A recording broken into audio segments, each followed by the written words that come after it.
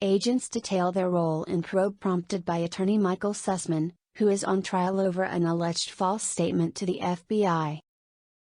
An FBI agent involved in the investigation of links between Donald Trump and Russia told a colleague weeks before the 2016 election that top FBI brass were fired up about since discredited allegations of a secret communications channel between Trump and a Russian bank with close ties to Vladimir Putin.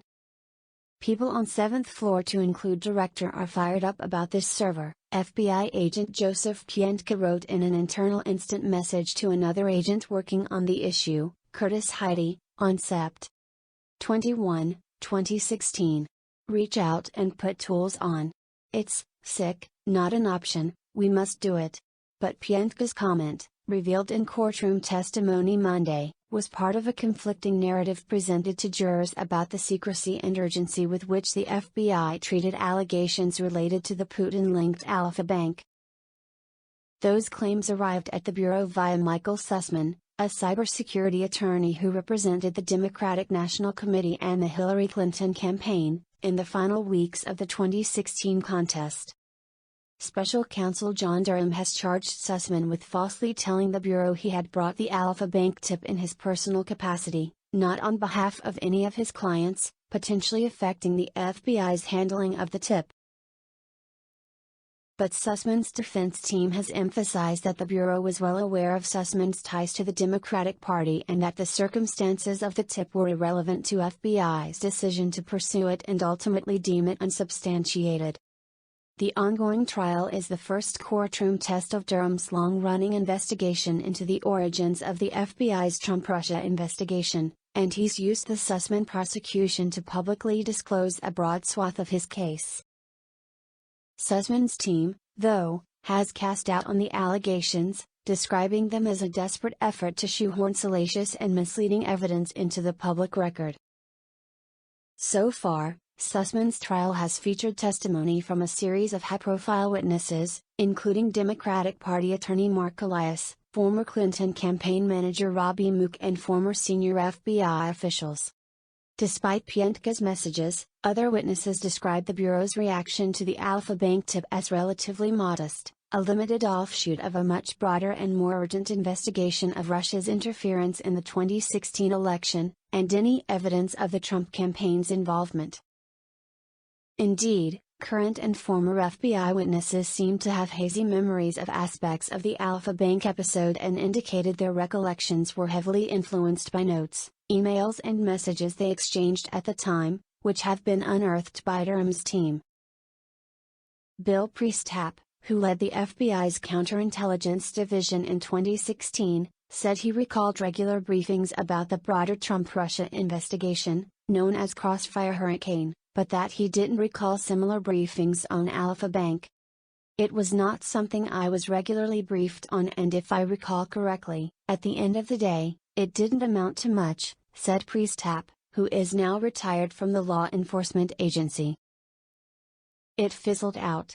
Asked about Pientka's assessment that the leadership was fired up, Priestap said he didn't recall that reaction from FBI leadership or from FBI Director James Comey, specifically. Perhaps more significantly, the description of the FBI's handling of the Alfa Bank tip allowed Sussmann's attorneys to remind the jury about the significant alarm within the Bureau about connections between the Trump campaign and Russia, which were the subject of FBI and special counsel investigations for nearly 3 years. Jurors saw an internal FBI intelligence report Monday that indicated the FBI viewed Alfa Bank as closely connected to Putin. As of 1998, Putin was on Alfa Bank's payroll, the report said, in addition to detailing other alleged links between the bank, its owners and Putin.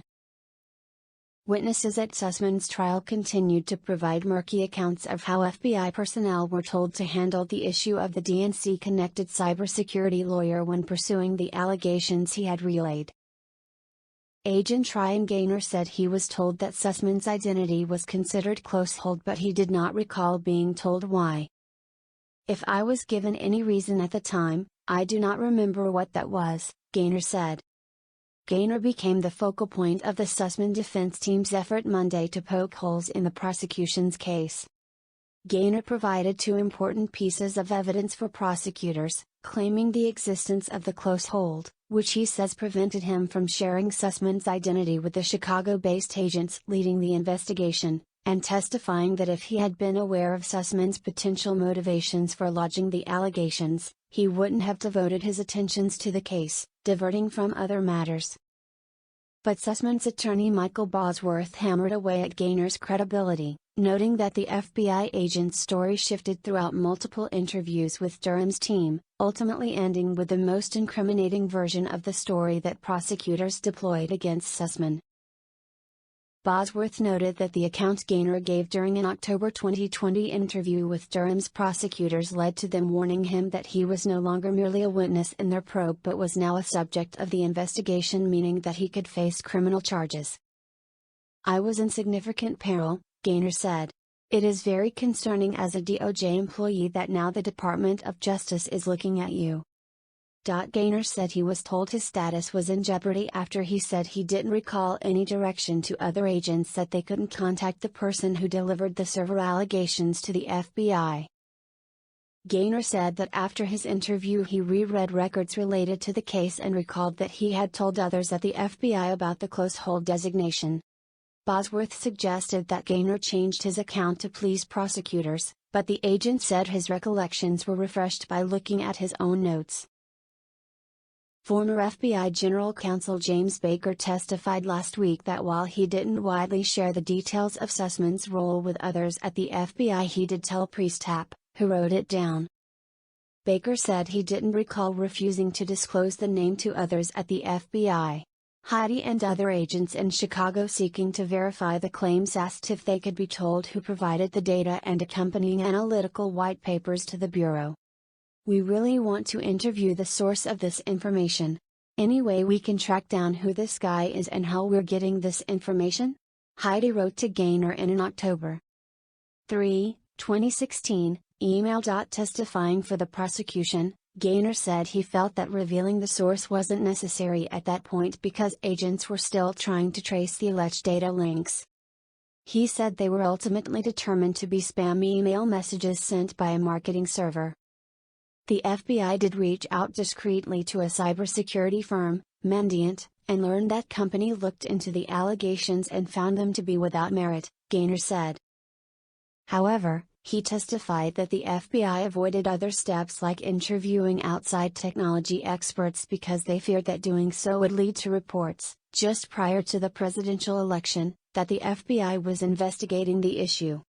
The decision was made that doing an overt interview so close to the election could inadvertently impact the election, Gaynor said. "I believe that in a politically charged environment that the ones and zeros would answer the question of whether or not there was a national security threat." Gaynor said officials also had concerns that the FBI openly investigating might also discourage those who brought the matter to the FBI from going to the media. "We're not supposed to engage in overt activities that could be interpreted to be dissuading people from engaging in First Amendment protected speech," he said. Sussman's defense also spent considerable effort raising questions about Gaynor's credibility, questioning his memory about the events in question. Defense attorney Michael Bosworth suggested that Gaynor's memory had evolved over time, particularly about the central issue in the case, whether Sussman said he was bringing the so-called secret server allegations forward independent of the Clinton campaign or the DNC. Gaynor said he remembers having the impression during another conversation at the FBI in 2016 that the server information came from a lawyer who worked for the DNC but said he was bringing forward the information on his own. Bosworth said the records of Gaynor's interviews by Durham's team and of his grand jury testimony show Gaynor never mentioned that until he was in a meeting with prosecutors 10 days ago. "I don't believe that came up in an interview," Gaynor acknowledged. "Never once?" Bosworth asked skeptically. "Correct," said Gaynor. Jurors also heard from a former FBI agent in Chicago, Allison Sands, who prepared a memo formally opening a counterintelligence investigation into the Alpha Bank server claims days after Sussman brought them to Baker. Under questioning by the prosecution, Sands said not knowing who the information came from or whether political partisans produced it may have led to the Bureau taking it more seriously than it should have. There wasn't even an opportunity for us to even do a sanity check on, does it make sense for us to use more time and engagement? She said. However, Sands said she'd only been on the job for a little more than 3 months when she was instructed by a supervisor to open the investigation in the case, which she was told had headquarters interest.